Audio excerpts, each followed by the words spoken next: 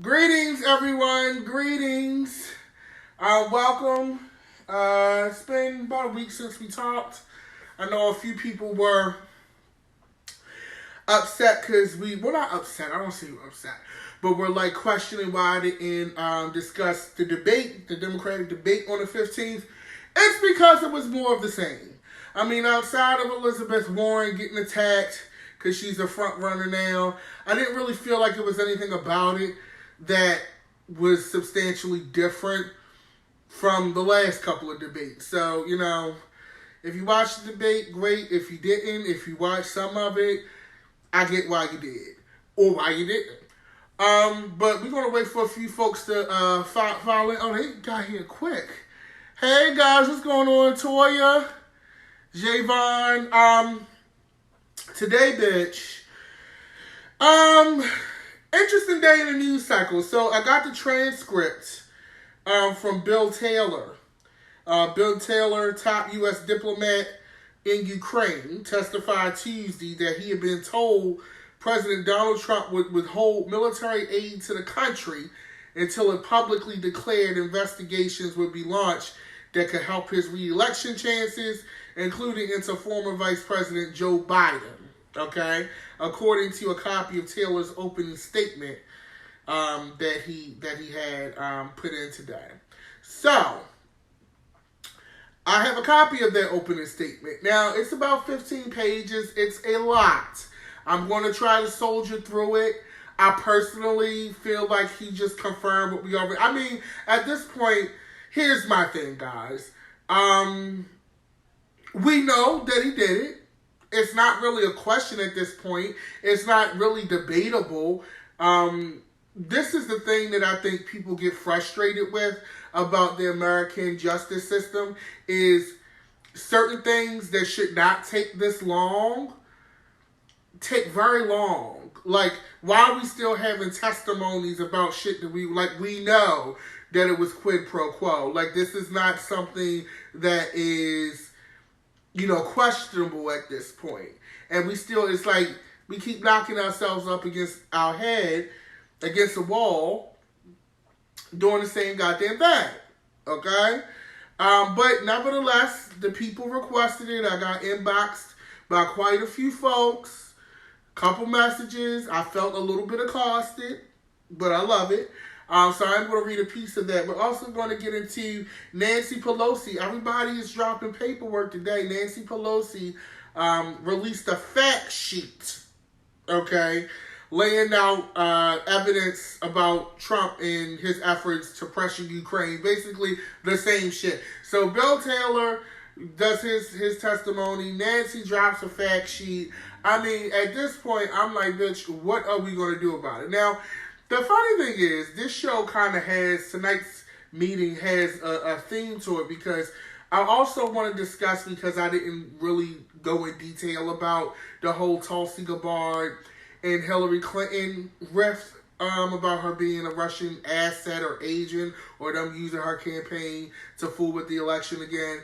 I'll put it to you like this, and we're going to get into that in detail, but I feel like there's enough knowledge out here at this point now that you should be able to recognize fake news. Not saying that it's the public's fault, but bitch, you know how to hang up on a bill collector. You know, people believe what they want to believe. My thing is this. A lot of times, people just want some kind of reinforcement for what they already feel in their heart anyway. So whether that fake news article or whatever was out, you still was thinking that, sis. Or bruh. Or they. Okay? Gender non-specific. You were still thinking that. So I don't think that it's anything different. But I'm glad everybody's piling in. Now, I want to start with this Bill Taylor testimony. So, me being me, I got the whole transcript, okay? So I'm going to skim through. You know how I do when I read, bitch. I'm not fitting to sit and read a bunch of fluff. If the shit is not getting to the point, we will skip pages. Now, this is about 15 pages of documents. according to this PDF. I don't know. Here's the thing, bitch. I don't know if this was actually released or if somebody got a copy of this shit and released it to the internet and now it's out. I don't know if this was supposed to like be out because I'm looking at the PDF. Look at the PDF. If you look at, I don't know if you can see the PDF, the lighting fucking it up, but anyway, if you look at the PDF, it looked like somebody took the answers from a pop quiz and copied that shit in their smartphone and passed it around to the class. It don't look like some shit that was officially put out, bitch. I don't think that the transcript was supposed to be out. But anyway, I could be wrong, but this don't look like no official drop, okay? Now, Bill Taylor. Mr. Chairman, I appreciate the opportunity to appear today to provide my perspective on the events that are the subject of the community's inquiry. My sole purpose is to provide the committees with my views about the strategic importance of Ukraine to the United States, as well as additional information about the incidents in question. I have dedicated my life to serving U.S. interests at home and abroad in both military and civilian roles. My background and experience are nonpartisan, and I've been honored to serve under every administration, Republican and Democratic, since 1985, since I was born, bitch. For 50 years, I have served the country, starting as a cadet at West Point, then as an infantry officer for 6 years, including with the 101st Airborne Division in Vietnam, then at the Department of Energy, then as a member of a Senate staff, then at NATO, then with the State Department here and abroad, in Afghanistan, Iraq, Jerusalem, and Ukraine, and more recently as an executive vice president of the nonpartisan United States Institute of Peace. While I have served in many places and in different capacities, I have a particular interest in and respect for the importance of our country's relationship with Ukraine. Our national security demands that this relationship remain strong. However, in August and September of this year, I became increasingly concerned that our relationship with Ukraine was being fundamentally undermined by an irregular, informal channel of U.S. policymaking and by withholding of vital security assistance for domestic political reasons. I hope my remarks today will help the committees understand why I believe that to be the case. At the outset, I would like to convey several key points. First, Ukraine is a strategic partner of the United States, important for the security of our country as well as Europe. Second, Ukraine is, right at this moment, while we sit in this room, and for the last 5 years, under armed attack from Russia. Third, the security assistance we provide is crucial to Ukraine's defense against Russian aggression, and more importantly, sends a signal to Ukrainians and Russians that we are Ukraine's reliable strategic partner. And finally, as the committees are now aware, I said on September 9th in a message to Ambassador Gordon Sondland that withholding security assistance in exchange for help with the domestic political campaign in the United States would be, quote, quote, crazy. I believed that then, and I still believe that. Okay? So, first page, bitch. So he running down. This is all for him to say, I am credible. Okay? I am credible. I have worked in government for decades. I am an honorable, citizen, officer, whatever. He done had like 85 jobs. This motherfucker is the Tommy of the United States government. He don't know where he done got 85 jobs. He done worked in every department known to man. I mean, really, like shit, his unemployment game probably crazy. I don't know how much he got left in Social Security, but he's basically Tommy, bitch. He got all the tea. He done worked 800 jobs. This is who he is. So I like that he laid that out. So let's take this into perspective. I like that he laid this out because this isn't some random motherfucker that we just met that run a copy of rum or some shit like that in the White House. This man is decorated. He know what's going on. He is in there. he ain't with that play. It ain't no bullshit. Okay, so Bill Taylor's letting you know from the jump, I am with the shits, bitch. I am that bitch. Okay, he's letting you know. Okay, now, page 2. Let me now provide the committee a chronology of the paper, forget, y'all know I can read, but the paper here, they copied this shit off the Xerox. I don't know what's going on. Let me now provide the committee a chronology of the events that led to my concern. On May 28th of this year, I met with Secretary Mike Pompeo, who asked me to return to Kiev to lead our embassy in Ukraine. It was, and is, a critical time in U.S.-Ukraine relations. Volodymyr Zelensky had just been elected president. Okay, that's the motherfucker that was talking to Trump on the phone that he wanted to, investigate Biden. And Ukraine remained at war with Russia. As the summer approached, a new Ukrainian government would be seated.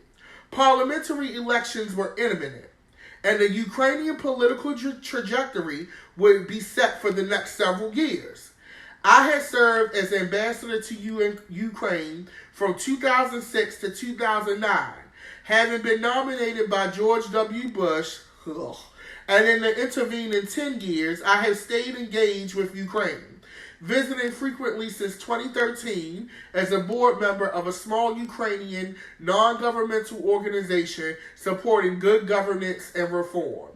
Across the responsibilities I have had in public service, Ukraine is special for me. And Secretary Pompeo's offer to return as chief of mission was compelling. I am convinced of the profound importance of Ukraine to the security of the United States and Europe for 2 related reasons. First, if Ukraine succeeds in breaking, so this is some important shit, bitch, tune in. If Ukraine succeeds in breaking free of Russian influence, it is possible for Europe to be whole, free, democratic, and at peace. In contrast, if Russia dominates Ukraine, Russia will again become an empire, oppressing its people and threatening its neighbors and the rest of the world. So he like, bitch, Ukraine is the golden snitch, bitch. If Harry Potter or Slytherin get this snitch, whoever get this snitch first, if House of Slytherin get this snitch, for all you Harry Potter bitches, it's over. But if we can push Russia back, shit'll be real. Okay. Now, second, with the annexation of Crimea in 2014 and the continued aggression in Donbass, Russia violated countless treaties, ignored all commitments, and dismissed all the principles that have kept the peace and contributed to prosperity in Europe since World War II. To restore Ukraine's independence, Russia must leave Ukraine. This has been and should continue to be a bipartisan U.S. foreign policy goal. When I was serving outside of government during the Obama administration, and after the Russian invasion of Ukraine in 2014, I joined 2 other former ambassadors to Ukraine in urging the Obama administration officials at the State Department, Defense Department, and other agencies to provide lethal defensive weapons to Ukraine in order to deter further Russian aggression. I also supported much stronger sanctions against Russia. So Bill Taylor is already like, look, bitch, I've been telling y'all since Obama that Russia need to back off. We need to arm these people. We need some weapons and shit. Okay? Now, the thing is, we already know how Captain Crunch feel about Russia. So it's not lost on me why he was withholding help for them to investigate. He don't give a fuck if Vladimir get them. That's the bottom line flat out. Vladimir got some shit on Captain Crunch anyway. I'm waiting for that motherfucking transcript. But anyway. All to say, I cared about Ukraine's future and the important U.S. interest there. So when Secretary Pompeo asked me to go back to Kiev, I wanted to say yes. But it was not an easy decision. the former ambassador Masa Yovanovitch had been treated poorly. Now remember, Yovanovitch was the bitch that was like, wait a goddamn minute, something fishy's going on here. She was the ambassador that got basically fired because shit was getting too hot. She was on to something. She was basically giving Jessica Fletcher tease, and they's like, wait a minute, bitch, won't be no murder she wrote in here tonight. So they fired her ass. Okay. Now, she had been treated poorly, caught in a web of political machinations both in Kiev and in Washington. I feared that those problems were still present. When I talked to her about accepting the offer, however, she urged me to go, both for policy reasons and for the morale of the embassy. Before answering the secretary, I consulted my wife. Okay, no, nobody cared. You talked to your wife, moved on, thanks. Okay. I could be effective only if the U.S. policy of strong support for Ukraine, strong diplomat support along with robust security, economic and technical assistance were to continue, and if I had the backing of the Secretary of State to implement that policy. I worried about what I had heard concerning the role of Rudolph Giuliani. Come on, bitch! Rudy, you're going to jail. Okay. Now, who had made several high-profile statements about Ukraine and U.S. policy towards the country. So during my meeting with Secretary Pompeo on May 28th, I made clear to him and the others present that if U.S. policy towards Ukraine changed, he would not want me posted there and I could not stay. He assured me that the policy of strong support for Ukraine would continue and that he would support me in defending that policy. So from the jump, he like, look, bitch, if y'all get ready to do some foo-foo shit, don't even have me over there because I'm not with this bullshit. You might as well let my ass stay home, okay? Now, gotcha. Hey, Omarosa. Okay, now, with the understanding, I agreed to go back to Kiev. Because I was appointed by the secretary, but not reconfirmed by the Senate, my official position was charge d'affaires in interim. So basically, he was a temp. Now, I returned to Kiev, so this is when he get back in Ukraine. I returned to Kiev on June 17th, carrying the original copy of a letter President Trump signed the day after I met with the secretary. In that letter, President Trump congratulated President Zelensky on his election, invited him to a meeting in the Oval Office. I also brought with me a framed copy of the Secretary's declaration that the United States would never recognize the illegal Russian annexation of Crimea. But once I arrived in Kiev, I discovered a weird combination of encouraging, confusing, and ultimately alarming circumstances. So he gets to Kiev, bitch, thinking everything gonna be sweet. They tell him it's gonna be all good and all of that. Whole time he get there, he like, wait a minute, bitch, it's the Twilight Zone. Now, first, the encouraging. President Zelensky was taking over Ukraine in a hurry. He had appointed reformist ministers and supported long-stalled anti-corruption legislation. He took quick executive action, including opening Ukraine's high anti-corruption court, which was established under the previous presidential administration, but never allowed to operate. He called snap parliamentary elections. His party was so new it had no representation in the Rada, and later won an overwhelming mandate controlling 60% of the seats. With his new parliamentary majority, President Zelensky changed the Ukrainian constitution to remove absolute immunity from Rada deputies, which had been the source of raw corruption for 2 decades. There was much excitement in Kiev that this time things could be different. A new Ukraine might finally be breaking from its corrupt post-Soviet past. And yet, here's the but, bitch. And yet, I found a confusing and unusual arrangement for making U.S. policy towards Ukraine. There appear to be 2 channels of U.S. policy making and implementation, one regular and one highly irregular. As the chief of mission, I had authority over the regular, formal diplomatic processes, including the bulk of the U.S. effort to support Ukraine against the Russian invasion and to help it defeat corruption. This regular channel of U.S. policymaking has consistently had strong bipartisan support both in Congress and in all administrations since Ukraine's independence from Russia in 1991. At the same time, however, there was an irregular informal channel of U.S. policymaking with respect to Ukraine. One which included then Special Envoy Kurt Volker, Ambassador Sondland, Secretary of Energy Rick Perry, Google Rick Perry, okay, and as I subsequently learned, Rudy Giuliani. So this was some back channel shit. Rudy, you're going to jail. I just can't say it enough. Rudy, you're going to jail. Now, I was clearly in the regular channel, but I was also in the irregular one to the extent that Ambassadors Volker and Sondland included me in certain conversations. Although this irregular channel was well connected in Washington, it operated mostly outside of official State Department channels. This irregular channel began when Ambassador Volker, Ambassador Sondland, Rick Perry, Secretary Perry, and Senator Ron Johnson briefed President Trump on May 23rd upon their return from President Zelensky's inauguration. The delegation returned to Washington enthusiastic about the new Ukrainian president and urged President Trump to meet with him early on to cement the U.S.-Ukraine relationship. But from what I understood, President Trump did not share the enthusiasm for meeting with Mr. Zelensky. When I first arrived in Kiev in June and July, the actions of both the regular and the irregular channels of foreign policy served the same goal, a strong U.S.-Ukraine partnership. Okay? In late June, one of the goals of both channels was to facilitate a visit by President Zelensky to the White House to meet Trump.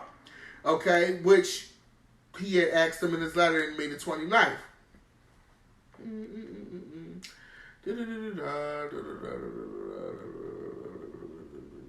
Okay, next.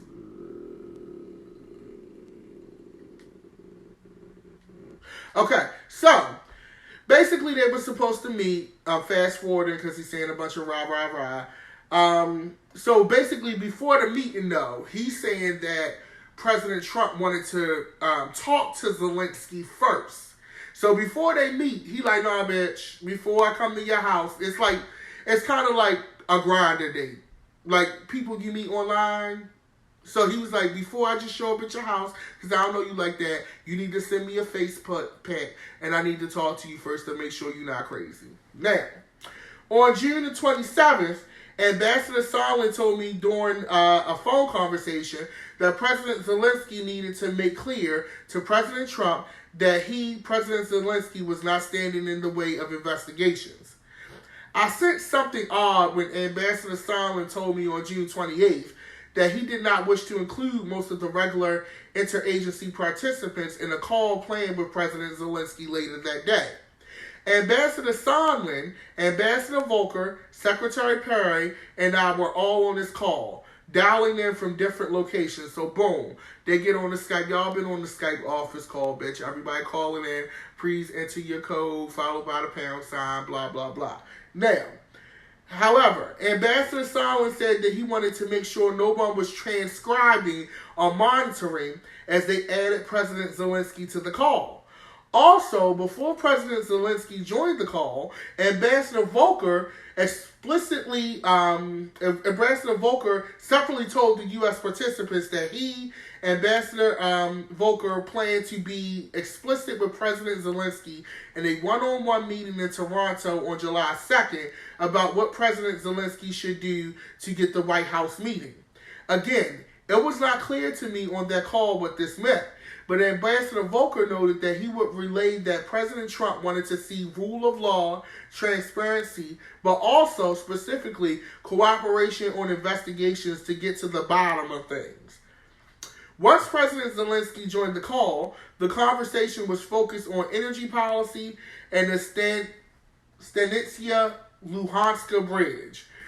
President Zelensky also said he looked forward to the White House visit President Trump had offered in his May 29th letter. So, Zelensky is thirsty. Zelensky is basically, let me break this down for y'all. So, basically, they're doing this secret call. Everybody not on the call. Bam. All right, so they call in. Whole time, Trump been kind of like friend zoning Zelensky because Zelensky trying to smash, he trying to come over the house, but Trump like, nah, hold that. I need to talk to you more. I want to get to know you better before you just come over my crib or what have you. So Zelensky thirsty. He been trying to get this meeting for forever. Trump like, nah, fuck that shit. It is what it is. Now,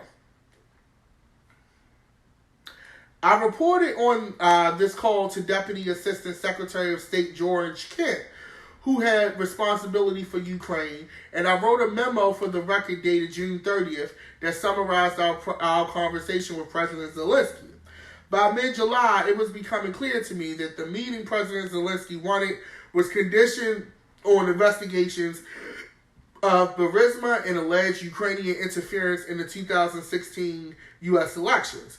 It was also clear that the condition was driven by the irregular policy channel I had come to understand was guided by Mr. Giuliani. Rudy, you're going to jail. See, Rudy, you were supposed to just be a lawyer. You doing too much. This is what happens when you overstep your bounds and you do too much and you think that shit is not going to happen to you and you're going to be good. Now, on July 10th in Kiev, I met with President Zelensky's chief of staff, Andrei Biden, and then foreign policy advisor to the president and now foreign minister Vadim Pristako, who told me that they heard from Mr. Giuliani that the phone call between the two presidents was unlikely to happen and that they were alarmed and disappointed. I relayed their concerns. In a regular NSC secure video conference call on July 18th, I heard a staff person from the Office of Management and Budget say that there was a hold on security assistance to Ukraine, but could not say why. So toward the end of the otherwise normal meeting, a voice on the call, the person was off screen, said that she was from OMB and that her boss had instructed her not to approve any additional spending of security assistance for Ukraine until further notice. I and others sat in astonishment. The Ukrainians were fighting the Russians and counted on not only the training and weapons, but also the assurance of U.S. support. All that the OMB staff person said was that the directive had come from the president to the chief of staff to OMB. In an instant, I realized that one of the key pillars of our strong support for Ukraine was threatened. The irregular policy channel was running contrary to the goals of long-standing U.S. policy. There followed a series of NSC-led interagency meetings, starting at the staff level and quickly reaching the level of cabinet secretaries. At every meeting, the unanimous conclusion was that the security assistance should be resumed, the hold lifted. At one point, the Defense Department was asked to perform an analysis of the effectiveness of assistance. Within a day, the Defense Department came back with the determination that the assistance was effective and should be resumed. My understanding was that the Secretary of Defense and State, the CIA Director, and the National Security Advisor sought a joint meeting with the President to convince him to release the hold. But such a meeting was hard to schedule, and the hold lasted well into September. So these dummies trying to create this shadow government that's not really a shadow government because everybody found out what was going on before the whistleblower. Okay? Like, it's not... You ever seen that movie Burn After Read and Brad Pitt and Frances McDormand, them two, how they just two idiots, but they think they like masterminds and shit? That's what Trump and Giuliani remind me of. But anyway, looking at this, it's also interesting to me because he's withholding aid. The surface story is, which is damning enough, that he's withholding aid until Ukraine investigate Joe Biden and all of that. But also, too, part of me, because he's so corrupt, what if this isn't some conversation that he had with Vladimir Putin or Russian, high-ranking officials, and he basically stalling, hoping that Russia fucks shit up. And then he can say, well, we was holding because we need to do... It's something about it. If you follow what I'm saying, something about it just seems a little off to me. But anyway. The next day on the phone, Dr. Hill and Mr. Vindman tried to reassure me that they were not aware of any official change in U.S. policy toward Ukraine. They did confirm that the hold on security assistance for Ukraine came from Chief of Staff Mick Mulvaney and that the Chief of Staff maintained a skeptical view of Ukraine. In the same July 19th phone call, they gave me an account of the July 10th meeting with the Ukrainian officials at the White House.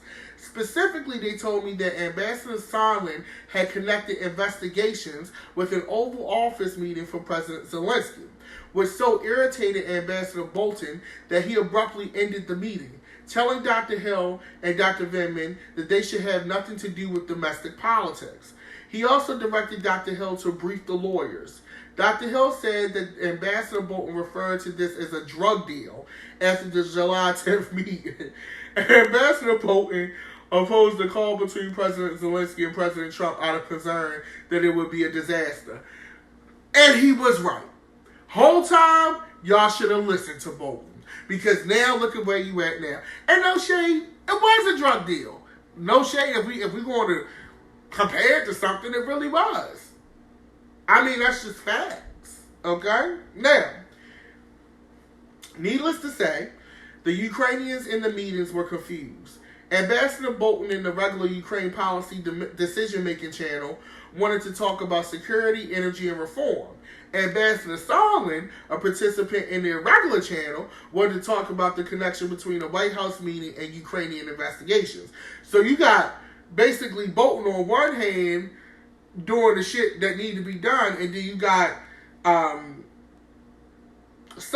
on the other hand doing some backwards shit, not even worried about security. They're not even worried about security. They're worried about these investigations. So you got one person on one hand seemingly fighting for the security of the country and our best interest politically, I mean, as far as strategically and, you know, politically in that region. Then you got another person on here worried about getting his candidate reelected.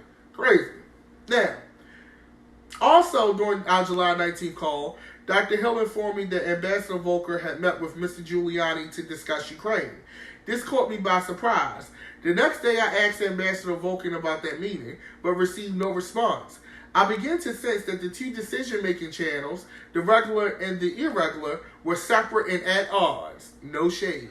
Later on, July 19th and in the early morning of July 20th, I received text messages on a three-way WhatsApp text conversation. Everybody use WhatsApp, bitch. You would think the government would have like their own shit. Why are y'all using all the free shit? But then I'm thinking like, oh, okay, all of this stuff, even social media, Facebook, all of this is government ran because y'all using WhatsApp for government business. But anyway, now, a record of which I understand had already been provided to the committee by Ambassador Volker. All right. Now, Ambassador Sondland said that a call between President Trump and President Zelensky would take place soon.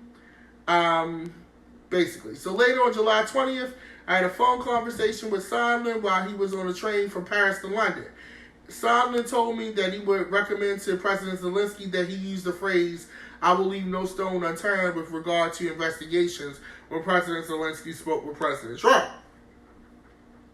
Also on the 20th of July, I had a phone conversation with Dr. Danlock during which he conveyed to me that President Zelensky did not want to be used as a pawn in a U.S. re-election campaign.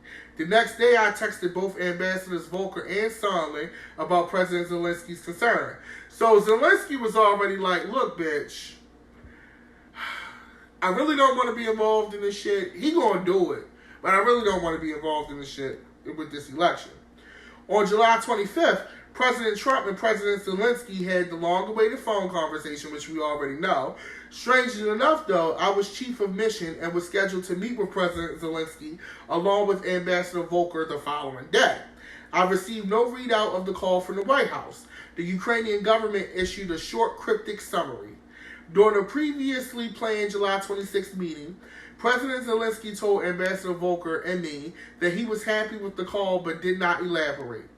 President Zelensky then asked about the face-to-face meeting in the Oval Office as promised in the May 29th letter from President Trump. After our meeting with President Zelensky, Ambassador Volker and I traveled to the front line in northern Donbass to receive a briefing from the commander of the forces on the line of contact. Arriving for the briefing in the military headquarters, the commander thanked us for security assistance, but I was aware that this assistance was on hold, which made me uncomfortable. Ambassador Volker and I could see the armed and hostile Russian-led forces on the other side of the damaged bridge across the line of contact. Over 13,000 Ukrainians had been killed in the war, 1 or 2 a week.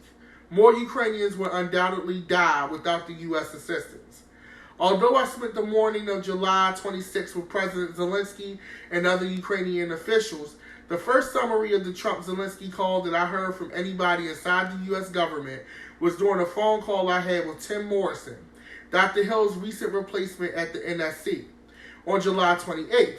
Mr. Morrison told me that the call could have been better and that President Trump has suggested that President Zelensky or his staff meet with Mr. Giuliani and Attorney General William Barr.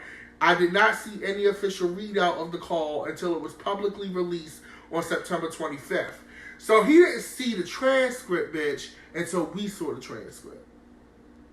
The whole time, he was around the whole shit. This is crazy.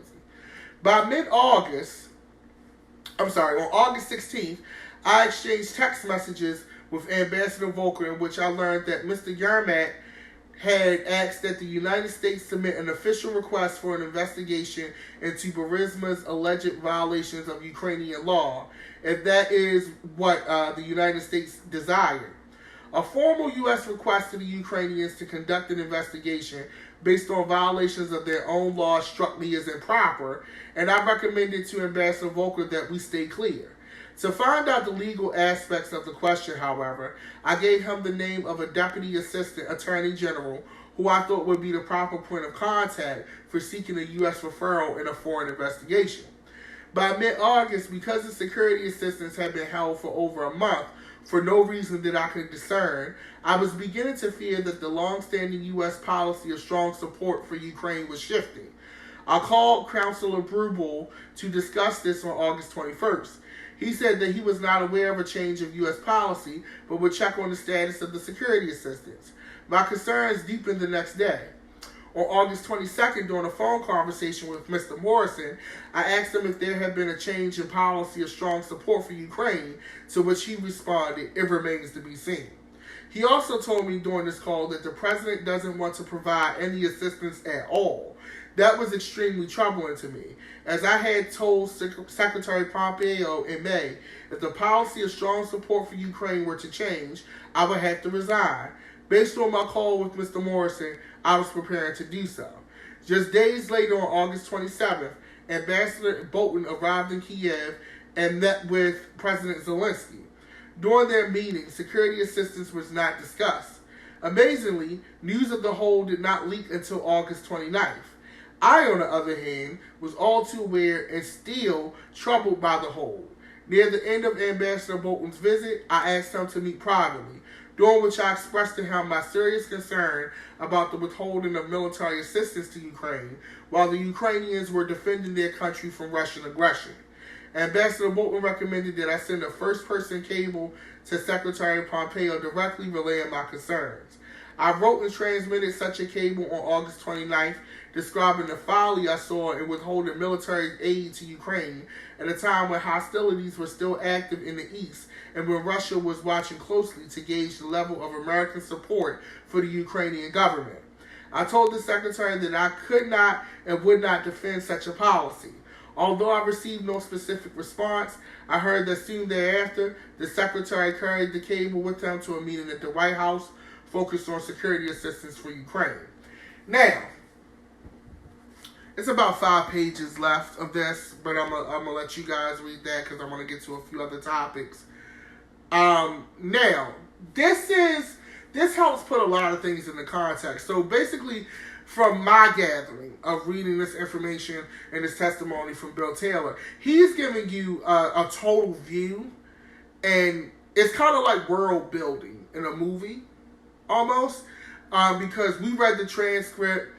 We wanted to know what was going on. You know, we like, oh my God, is he going to not help them? And, you know, to help them investigate. So basically what he's doing, what Trump was doing was he had, basically, they had a regular standard processing channel to make it look like it was business as usual. The whole time, he had Rudy Giuliani in them doing some backhanded shit, like some mob shit, okay?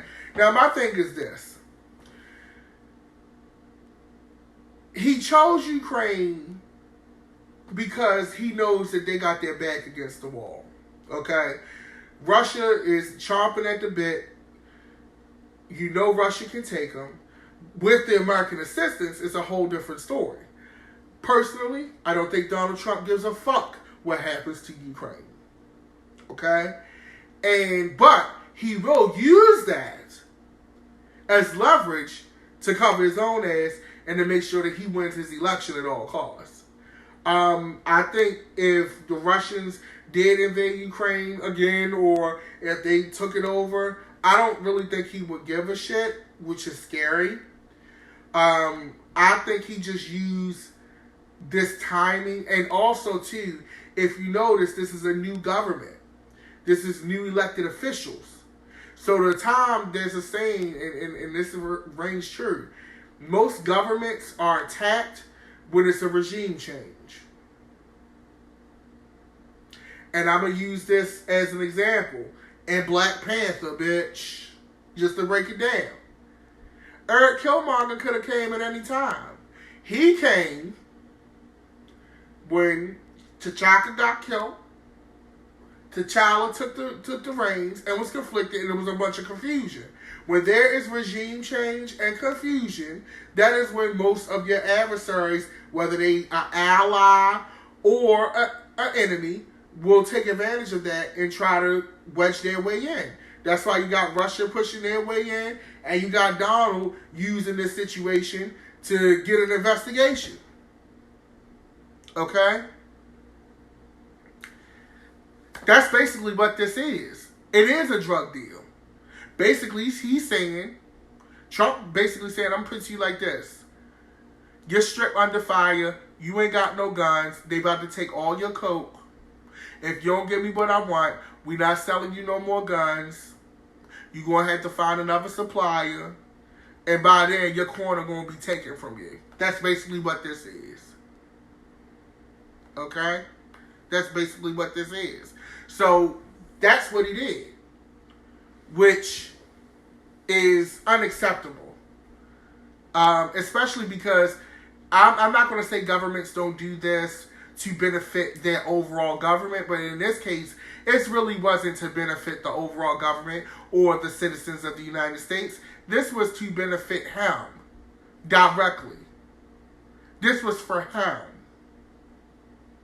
And they all need to be locked up. That's a Rudy Giuliani. If there's not a jail cell with your name on it by now, I just don't know. Okay? Now, I mean, what are your thoughts? Leave your thoughts in the comments. This is a pretty long meeting, but I want to touch on a few other things before I go. Now, I'm going to say this. We might not get to Nancy's fact sheet, but basically Nancy put out a fact sheet about all the shit that, you know, Trump's done to warrant the impeachment, which after reading Bill Taylor's report, it kind of cancels each other out. To me, honestly, I could be wrong, but read Nancy's fact sheet. It's out there. Shout out to Nancy Pelosi. Now, one thing I did want to touch on is this Hillary Clinton and Tulsi Gabbard issue, and I feel two different ways about it. I'm going to go back and say this: I do not trust Tulsi Gabbard. Yes, she did serve our country. Yes, she is a veteran. Yes, she is a government official. But just because you are all of those things does not mean that you cannot be doing some backhanded shit or that you can't be trusted.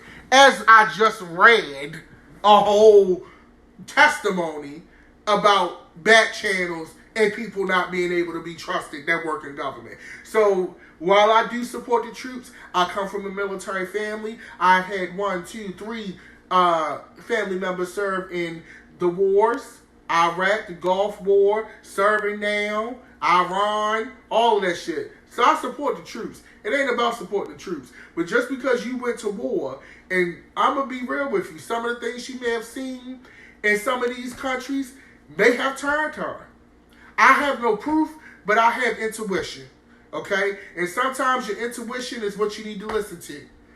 My intuition tells me that something's not right with that lady. Every time she talks in them debates, I get a chill down my spine. I don't trust her. Now, is she a Russian asset? Is Russia helping her? I absolutely don't know. I don't think it's far-fetched. I don't think what Hillary said was so out of left field that it was like, bitch, you crazy. But at the same time, Hillary, you know better. And here's why, Hillary. You were supposed to let somebody else leak that, Hillary. You were supposed to give that to somebody and have them say this shit. You don't go on the podcast and say this shit. Why, Hillary? Because you got to once again think about the optics, sis. The optics. You look like Bitter Betty. But I don't think what Hillary said is far-fetched. And anybody who disagrees with that, you're more than welcome to. But I said what I said. Now, as far as the other candidates, the other Democratic candidates, you know, they came as like, you know, defending Tulsi and all of that. And Hillary, you shouldn't be saying that. And yes, the Clintons and Hillary, they did do a lot of fucked up shit. I'm not saying they didn't. But something's not right with that lady. I don't give a fuck how many regime wars Hillary done ran and started. One thing in my heart feels true, and it's that something is not right with Tulsi Gabbard. And if they B613 my ass, if her ass get elected, y'all know what the fuck happened. But something's not right with this lady. That's my personal opinion. I've looked at her record. Okay? She's anti-LGBT, even though she cleaned the shit up. Sis, you don't just change like that, sis. You change for the campaign, I don't believe it. Okay? Second thing, the way that she speaks about, like, and it could be because she's military, but if you watch her body language in debates, she seems very angry. And very full of contempt. And this is just how her body language and how she speaks reads to me. I personally wouldn't be surprised if Tulsi went overseas, saw some shit that fucked her up in her mind royally, and she said, I'ma fix this, and decided to do her thing. Okay? Now, it could turn out that this lady is perfectly A-okay and all right. But right now, as far as with DDM, Emmanuel Moss, whoever you want to call me at this time, I'm not here for her. I'm not going to be here from her. And I'm never going to be here from her. That's just the bottom line. If you don't like it, that's fine. But thank you for your view. Now, I'm going to be coming to San Francisco. I'll be there from November the 1st to November the 3rd. I might do a cabinet meeting from the West Coast. If you're in the West Coast area, inbox me, let me know. I'll be playing at El Rio November 3rd. I would love to actually do like a live cabinet meeting or setting while I'm on the West Coast. Also, too, for you guys, it's going to be at the Science Center this Friday. This Saturday, I'll be headlining the Science Center Halloween party, as well as another Halloween party on the 31st at North Avenue Market. If you haven't subscribed already, make sure you hit the bell for notifications at the top and subscribe to my YouTube, Secretary of Shade. Don't forget to follow me on Instagram at GODDM. I love you guys dearly. Thank you so much for your support and tuning in and listening to a crazy black man from West Baltimore. Until then, you guys have a great evening. I'm getting ready to start Righteous Gemstones. You'll be hearing me cackle on mine. Peace!